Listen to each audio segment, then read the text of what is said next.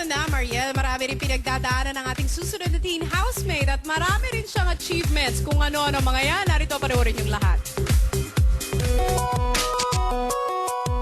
Young, pretty, talented, taglay na ang taas at tindig na pang supermodel.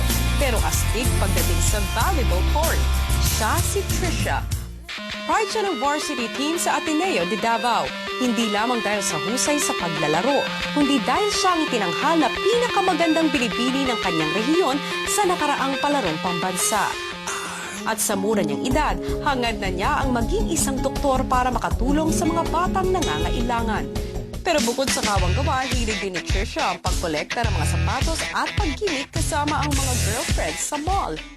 Panibagong adventure na naman ang kanyang hanap. Siya ang athletic news ng Davao, Trisha.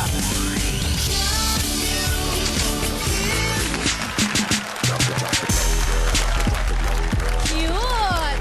Nakakapamili ang athletic news ng Davao, Trisha Santos. Nagtatangkaran ang mga teams ngayon, Tony, talaga. Hi, Trisha! Come here to the center.